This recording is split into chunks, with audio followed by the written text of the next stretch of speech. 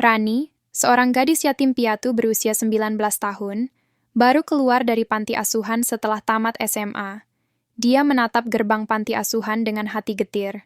Sejak kecil ia tinggal di sana, tanpa pernah mengenal kasih sayang orang tua. Kini, setelah lulus SMA, ia harus pergi dan mencari hidup sendiri.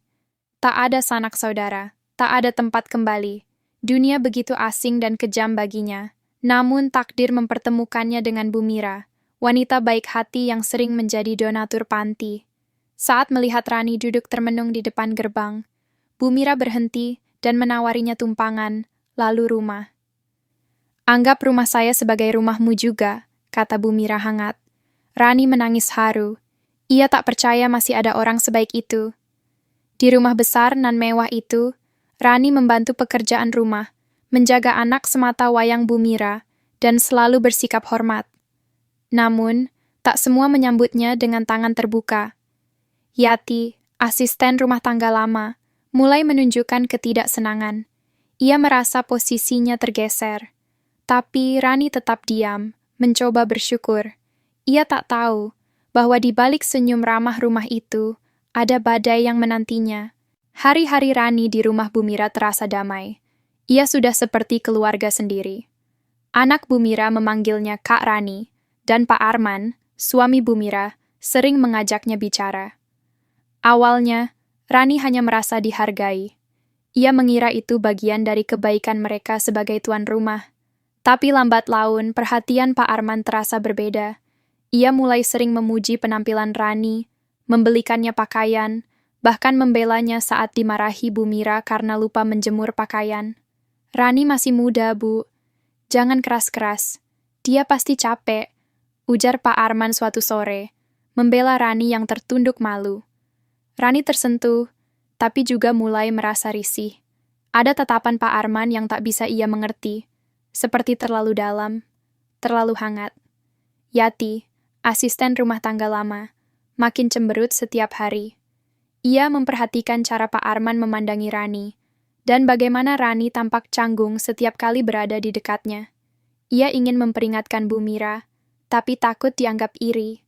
Sementara itu, Bu Mira sendiri mulai merasa sesuatu berubah. Suaminya kini lebih banyak di rumah, sering mencari alasan untuk duduk di ruang tamu saat Rani bersih-bersih. Ketika malam datang, Rani mulai gelisah. Ia berusaha menutup diri, tapi Pak Arman semakin gencar mendekat. Ia bahkan pernah berbisik, "Kamu seperti cahaya di rumah ini, Ran. Kamu beda." Rani hanya bisa terdiam, antara takut dan bingung. Ia tak tahu kemana semua ini akan mengarah. Hari itu, Bu Mira harus pulang kampung karena ibunya mendadak sakit keras. Dengan tergesa, ia menitipkan rumah pada Pak Arman dan Rani. "Jaga rumah ya, Ran. Jaga anakku juga," ucapnya. Tak tahu bahwa ia meninggalkan bara yang siap menyala. Selama 3 hari, Rani dan Pak Arman tinggal di rumah yang sama, tanpa kehadiran Bu Mira. Suasana awalnya biasa saja, tapi malam kedua, badai mulai datang. Rani yang sedang melipat pakaian di ruang keluarga, dikejutkan dengan kehadiran Pak Arman yang duduk terlalu dekat. Wajahnya lembut tapi matanya penuh hasrat. "Kamu tahu nggak, Ran? Kamu terlalu cantik untuk hidup susah," bisiknya. Rani tercekat. "Pak, saya cuma ingin balas kebaikan ibu dan bapak. Jangan buat saya bingung," jawabnya bergetar. Namun, keesokan harinya rayuan itu kembali. Kali ini dengan sentuhan ringan di pundak, hadiah kecil di meja kamarnya, dan tatapan yang membuat dada sesak. Rani berusaha menjauh, tapi ada sisi dalam dirinya yang haus kasih sayang, yang tak pernah disentuh lelaki manapun. Ia lelah hidup sendiri, dan perhatian Pak Arman mulai meruntuhkan tembok logika.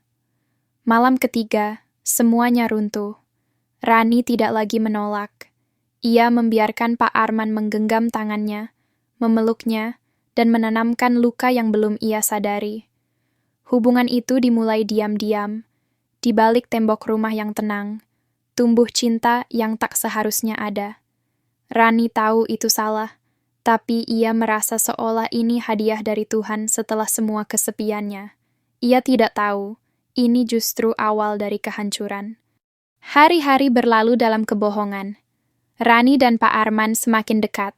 Mereka pandai menyembunyikan hubungan terlarang itu, terutama saat Bu Mira kembali dari kampung. Rani bersikap seperti biasa, sopan dan tenang. Tapi hatinya selalu cemas. Ia merasa bersalah, namun sudah terlalu jauh melangkah. Pak Arman mulai berani mengirim pesan manis diam-diam, bahkan mencuri waktu untuk menyentuh tangan Rani saat Bu Mira lengah. Rani kadang ingin berhenti, ingin pergi, tapi selalu kembali lagi karena kata-kata Pak Arman yang menenangkan. Kamu satu-satunya yang bisa mengerti aku, Ran. Tapi tembok rahasia tak selamanya kokoh. Suatu malam, Yati memergoki mereka berdua di ruang tamu. Pak Arman duduk terlalu dekat, dan Rani menunduk dengan wajah memerah. Yati yang selama ini curiga, tak bisa tinggal diam lagi. Dengan amarah yang membara, ia memberanikan diri mengatakan semuanya kepada Bu Mira. Awalnya Bu Mira tak percaya, tapi saat melihat sendiri isi pesan di ponsel Pak Arman, kalimat manja dan rayuan untuk Rani, dunia seakan runtuh. Rani, kau balas budi begini? Di rumahku? Teriak Bu Mira. Rani hanya bisa menangis, tak bisa menjawab.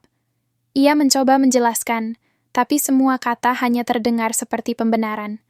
Bu Mira mengusir Rani malam itu juga. Yati memaki. Anak Bu Mira menangis, tak mengerti apa yang terjadi. Dan Pak Arman? Ia hanya diam, tak membela, tak melindungi. Rani berdiri di gerbang rumah. Hujan turun pelan. Pakaian basah, hati hancur. Dari gadis yatim yang hanya ingin dicintai, ia kini dicap sebagai pelakor. Setelah malam itu hidup Rani berubah total.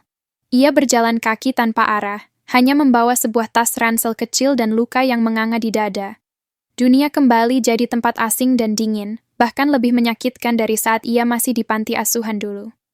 Kini ia bukan sekadar anak yatim. Ia adalah perempuan yang dihina, dijauhi, dan dicap sebagai perusak rumah tangga. Tak ada tempat kembali, tak ada yang mau menerima. Tapi Rani tak ingin menyerah pada gelap. Ia memutuskan pergi ke kota lain, menjauh dari masa lalu. Dengan sisa uang yang ada, ia menumpang di rumah kos sempit dan mencari kerja serabutan. Ia cuci piring di warung makan, jadi kasir, bahkan sempat tidur di musala kecil. Semua dijalani dengan sabar.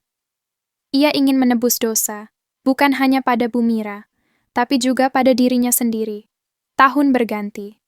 Rani terus memperbaiki diri. Ia mengikuti kursus guru, membaca buku, dan mendalami agama. Hingga suatu hari, ia diterima menjadi pengajar di sebuah panti asuhan, tempat yang membuatnya merasa kembali pulang.